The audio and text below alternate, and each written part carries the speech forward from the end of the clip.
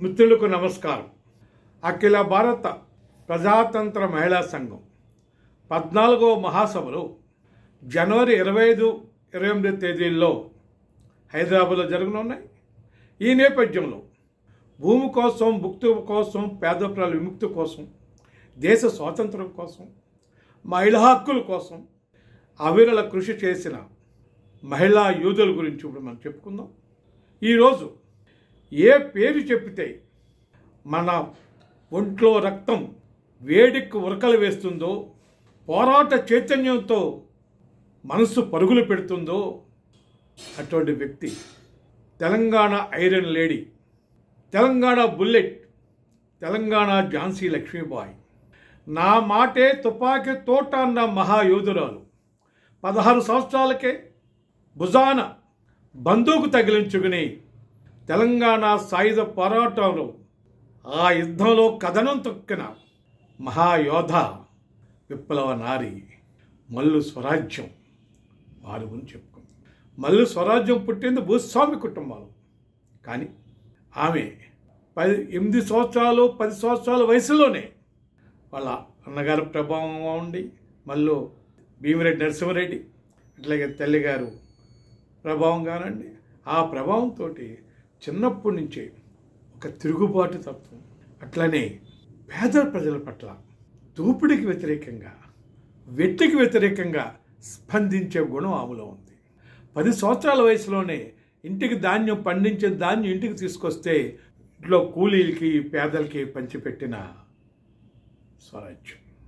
ఆమె పెద్దగా చదువుకోలే, కానీ పెద్ద చదువుకోకపోయినా సమాజాన్ని చదివింది, ప్రపంచాన్ని చదివింది, కమ్యూనిస్ట్ సాహిత్యాన్ని చదివింది. మార్క్సిజం గోర్కీ అమ్మ ప్రభావం, ఆ నవల ప్రభావం, అట్లనే రష్యన్ విప్లవ సాహిత్య ప్రభావం, రాణి రుద్రమాదేవి, ఝాన్సీ లక్ష్మీబాయి యొక్క ప్రభావం మల్లు స్వరాజ్యాన్ని ఒక విప్లవ నారిగా, విప్లవ వనితగా తయారు చేశాయి.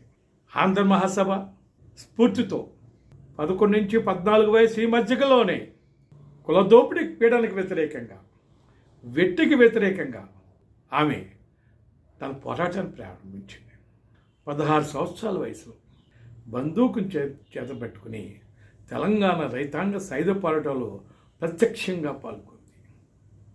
వాళ్ళ అన్నగారితో కలిపి తర్వాత స్వయంగా ఆమె రాజక్క దళం 300 మంది మహిళలకి ఆమె మేజర్ జైపాల్ సింగ్ దగ్గర ఈమె నాయకత్వంలో 3 మంది మహిళలు ఆయుధ శిక్షణ తీసుకుని గెరిల్లా యూదుల్లాగా, గెరిల్లా పోరాట వీరుల్లాగా తయారయ్యారు. వీరి పేరు ఆ కాలంలో ఎక్కువగా రాజక్క, సమ్మక్క, కొన్ని సందర్భాల్లో ఎల్లమ్మ, రాములమ్మను కూడా ఆమె కొన్ని సందర్భాల్లో ఆ పేరు కూడా అనుకుంది. ఆమె తలకు 10,000 వెలకట్టింది ఆ రోజు నిజాం ప్రభుత్వం. పట్టుకుంటే 10,000 ఇనాంను ప్రకటించింది. కానీ ఆమెను పట్టుకోలేకపోయింది. ఆమె చెప్పింది, స్వరాజ్యం గారు ఒక సందర్భంలో చెప్పారు, నన్ను పట్టుకోలేకపోయారు, నాలో చాలామందిని పట్టుకోలేకపోయారు, నా మీద 10,000 ఇనాం ఉంది, అయినా కానీ నన్ను పట్టుకోలేకపోయారు. ఎందుకు? మేము అడవుల్లో లేము, ప్రజల గుండెల్లో ఉన్నాం, అందుకే మమ్మల్ని ఎవరు పట్టుకోలేకపోయారని చెప్పేసి చెప్పింది ఆ యోధురాలు. అంతగా ఆమె ప్రజలు తనలో మమేకం చేసుకున్నారు. జన్నారెడ్డి ప్రతాపరెడ్డి గడి మీద దాడి చేసి, ఆ దాడి గొప్ప ఘటనగా తెలంగాణ సాయుధ రైతాంగ పోరాట చరిత్రలో లిఖించబడి ఉంది.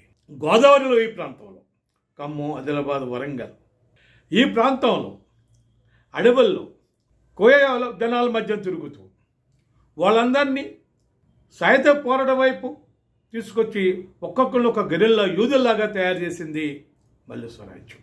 ఆమె పెద్దగా చదువుకోకపోయినా స్థానిక భాషలు, జానపద పాటలు, బతుకమ్మ పాటలు, పోరాట బతుకమ్మ పాటలు ఆడి పాడి ప్రజల్లో ఎంతో చైతన్యాన్ని తీసుకొచ్చింది మల్లు స్వరాజ్యం. మల్లు స్వరాజ్యం ఆ సాయుధ రైతాంగ పోరాటంలో ఎన్నిసార్లు ప్రాణాపాయం తప్పించుకుంది, కానీ ఒక్కసారి కూడా శత్రువు దొరకల. అందుకే ఆమె నా మాటే తుపాకు తోట అని ఏదైతే ఆ ఆత్మకథగా టైటిల్ పెట్టారుకున్నారో, ఆమె మాట తుపాకీ తోట అన్న మాట అక్షరాక్షరాలు. ఆమె ఒక సందర్భంలో అసెంబ్లీలో అంటుంది ఆమె.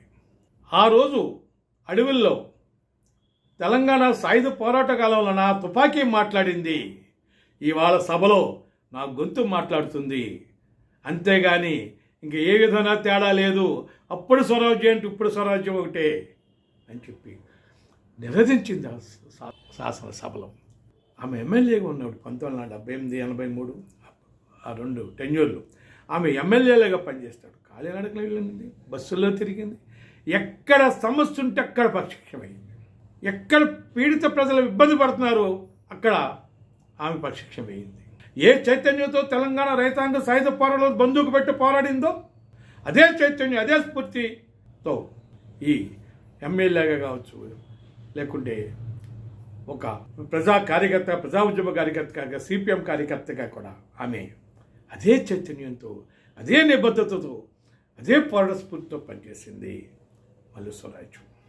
రమేష్ జేబ్ అనే ఒక ఆమెను రాత్రిలో శకుంశ సినిమా చూసి వస్తుంటే భర్తను పట్టుకుని చంపి ఆమెని నల్లకొండ పోలీస్ స్టేషన్లో అంపేద పోలీసులు సామూహిక అత్యాచారం చేశారు.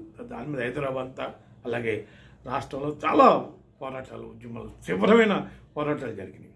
ఆ సందర్భంలో స్వరాజ్యం మహిళా అందరినీ కూడా, శాసనసభ్యులు కావచ్చు, మహిళా నేతలు చాలామందిని రాజకీయాలకు అతీతంగా, వాళ్ళ యొక్క పొలిటికల్ ఎఫిలియేషన్స్కి అతీతంగా అందరినీ ఒక తాటి మీద తీసుకొచ్చి ఈ రమేష్ జబీకి జరిగిన అన్యాయం వ్యతిరేకంగా పోరాటం చేసింది.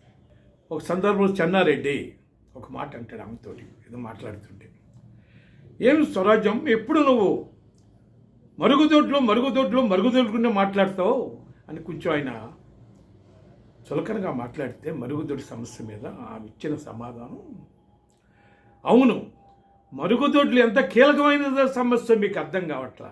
గ్రామాల్లో, పట్టణాల్లో, వార్డుల్లో, స్లమ్ ఏరియాల్లో, పేటల్లో ఈ పేద వర్గాలకి, వెనుకబడి వర్గాలకి, అణగాడిన వర్గ ప్రజలకి ఎక్కువ శాతం మందికి మరుగుదొడ్డు లేక ఎంత ఇబ్బంది పడతారో మీకు తెలుసా? మరుగుదొడ్లు అనేది ఒక స్త్రీల యొక్క ఆత్మగౌరవానికి సంబంధించిన సమస్యే కాదు, వాళ్ళ ఆరోగ్యానికి కూడా సంబంధించిన సమస్య.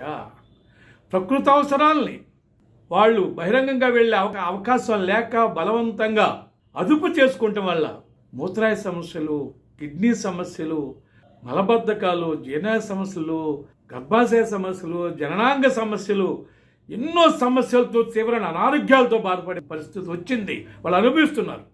అంతేకాదు గర్భిణీ స్త్రీలు, ప్రసూతి బాలింతలు, లేదా రోగిష్ఠులైన మహిళలు, వృద్ధులైన మహిళలు, నిజంగా వాళ్ళు పడే బాధ వర్ణనాతీతం. అదేదో ప్రతిరోజుకి సంబంధించిన సమస్య, ప్రతిరోజు ఎదుర్కొనే సమస్య. ఆ సమస్య మీకు అంత తేలిక కనబడితే మహిళలు చాలా కీలకమైనని చెప్పేసి కుండ బద్దలు కూడా చెప్పాడు. అప్పుడు వాళ్ళకి అర్థమైంది, పాలక వర్గాలకి, మహిళలకి మరుగుదొడ్లు అనేది ఎంత తీవ్రమైన సమస్య, ఎంత ముఖ్యమైన సమస్య ప్రభుత్వానికి, పాలక వర్గాలకి అర్థమయ్యేలాగా చెప్పింది మల్లు స్వరాజ్యం. అటువంటి మల్లు స్వరాజ్యం ఒక విప్లవకారిణిగా, ఒక మహిళా ఉద్యమ కార్యకర్తగా, శాసనసభ్యురాలుగా, ప్రజాతంత్ర ఉద్యమ కార్యకర్తగా ఆమె ఇప్పుడు జరుగుతున్న దోపిడీ గురించి 2 ముక్కల్లో సామాన్య ప్రజలకు కూడా అర్థమయ్యేలా చెప్పింది. ఏమిటంటే, నాడు దొరలు దోచుకున్నారు, నేడు కంపెనీలు దోచుకుంటున్నాయి, మిగతాదంతా సేమ్ టు సేమ్. అంటే ఇవాళ కార్పొరేటెడ్ కంపెనీలు దోచుకున్నాయి, అప్పుడు భూస్వాములు దొరలు దోచుకున్నారని చెప్పి మొత్తం ఇప్పుడు జరుగుతున్న దోపిడీని, అప్పుడు జరుగుతున్న దోపిడీని కంపేర్ చేసి సామాన్య ప్రజలకు కూడా అర్థమయ్యేలాగా ఇప్పుడు ప్రస్తుతం జరుగుతున్న దోపిడీని గురించి 2 మాటలు చెప్పింది. మహాయోధురాలు, వీరవనంతనండి. ఇప్పుడు ఏ మాటలు చెప్పినా కూడా తెలుగులో ఆమె గురించి చెప్పుకోవడానికి అక్షరాలే కరువవుతాయి, మాటలే కరువవుతాయి. అటువంటి మహాయోధురాలకి, మల్లు స్వరాజ్యం గారికి ఈ జాతీయ మహాసభల సందర్భంగా మరొక్కసారి వారికి జోహార్లు అర్పించుకుంటూ మీకు అందరికీ ధన్యవాదాలు.